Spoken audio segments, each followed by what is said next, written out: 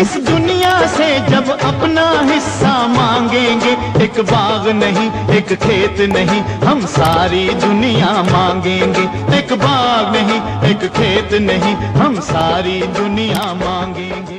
1 May 1886 ईस्वीअ ते America जे शहर Chicago जा मज़दूर पंहिंजे हक़नि लाइ मैदान ते कुली पिया त मथनि गोलियूं वसायूं वयूं, जंहिंजे नतीजे में सवें पोरियत गोलियुनि जो खाज बणिजी मौत जी अबदी निंड सुम्ही पिया। मज़दूरनि जे उन अज़ीम क़ुर्बानीअ खे भेटा पेश करण लाइ हर साल पोरियतनि जो ॾियारो ऑस्ट्रेलिया खां अमेरिका ऐं जापान खां रशिया ताईं मल्हायो वेंदो आहे। 1 मई ते शिकागो सान्हे खां पोइ 2 मई 1886 ईस्वीअ ते मज़दूरनि कम छॾ हड़ताल शुरू करे छॾी ऐं मज़दूरनि पंहिंजो अछो झंडो मज़दूरनि जे रत मां रंगे झंडो ठाहियो। उन वक़्त खां वठी अॼु ताईं ॻाढ़ो झंडो पोरियतनि जे झंडे तौरु सुञातो वञे थो। उन वक़्त ते जाबिर हुकूमत मज़दूरनि जा मुतालबा मञण बदिरां 8 मज़दूर अॻवाननि खे फाहीअ ते टंगियो, जंहिंसां तहरीक वेतर ज़ोर वरितो। मज़दूर अॻवाननि जे क़ुर्बानीनि जे नतीजे में अमरीकी हुकूमत खे गोॾा खोलणा पइजी विया ऐं मज़दूरनि जे कम जो वक़्तु 8 कलाक मुक़ररु कयो वियो। तारीख़ जा वर्क उथलाइण मां ख़बर पवे थी त सरमाएदाराणे निज़ाम जी शुरूआति यूरोप में 14-15 सदी ईस्वी धारे इटलीअ खां थिए थी। सरमाएदारी निज़ाम खां अॻु पूरी दुनिया में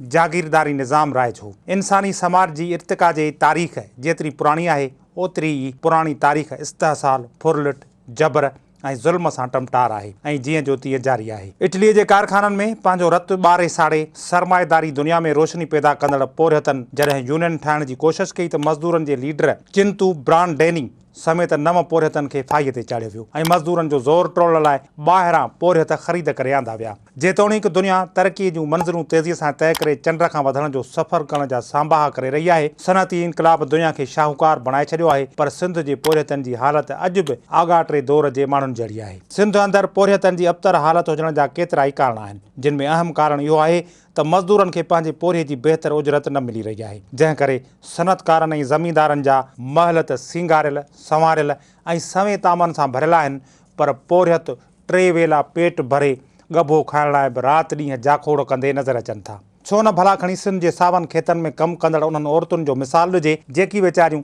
राति ॾींहुं महिनत कनि थियूं, पर उन्हनि खे उजरत एतिरी मिले थी जंहिंमां घर जी चुल्ह ॿारणु मुश्किल न पर नामुमकिन आहे। कुड़मी राति ॾींहुं कुटुंब समेत ॿनियुनि में कमु करण बावजूदि सदाईं भोतार जो न रुॻो कर्ज़ी रहे थो, पर उहो कर्ज़ मोरसी बणिजी वञे थो ऐं नसुल दर नसुल हलंदो रहे थो। हारीअ जी समूरी ज़िंदगी मुफ़लसीअ में गुज़रे थी, पर भोतार हर साल नए क़ीमती कार ख़रीद करे थो। सिरुनि जे भठनि ते कमु कंदड़ औरतूं तोड़े मर्द समूरी ॼमार महिनत कनि था, पर हिकु घर बि अॾे नथा सघनि। कखावनि घरनि में रहंदड़ इहे पोरियत अक्सर करे 50 वरहनि जी ॼमार खां पोइ मुख़्तलिफ़ बीमारियुनि में विकोड़जी मौत जी अबदी निंड सुम्हनि था। हिकु तरफ़ पोरियत तबिके लाइ भोतारनि तोड़े सनअतकारनि ऐं संदनि छाड़तनि ऋण ॿारे ॾिनो आहे, त ॿिए तरफ़ सरकार बि सदाईं भोतारनि ऐं सनअतकारनि सां गॾु पोरियतनि जो इस्तेहसाल करण लाइ संदरो ॿधी बीठल आहे। सिंध अंदरि जबरी पोरिये जा केतिरा ई वाक़िया मीडिया जे स्क्रीन जी ज़िनत बणिजनि था। हारी बाज़ियाब बि थियनि था ऐं खेनि आज़ादीअ बाद मर्ज़ीअ मूजिबि ज़िंदगी गालण जी इजाज़त मिले थी, पर जेल जे मालिक खे का बि सज़ा नथी मिले, जंहिं करे ख़ानगी जेलनि खे बुंजो न अची सघियो आहे। सरकार पारां कुड़मियुनि तोड़े पोरियतनि जी सहायता तोड़े सदन रोटी रोज़ीअ लाइ जोगा बंदोबस्त न हुजणु, लेबर कानूननि ते अमल न थियणु, पोरियतनि खे पोरिये जी मुनासिब उजरत न मिलणु पोरियतनि जे अफ़लास वारी ज़िंदगी घालण जा अहम कारण आहिनि। मज़दूरनि जे आलमी ॾियारे ते सिंध समेत समूरी दुनिया जा पोरियत ऐं कुड़मी वस वारनि खे अपील था कनि त खेनि माली तहफ़ुज़ फराहम करण लाइ जोगा क़दम खयां वञनि, त जीअं मिसकीन पोरियतनि जे घर जी चुल्ह ॿरी सघे ऐं हू बि मच्छी मानीअ वारा बणिजी सघनि।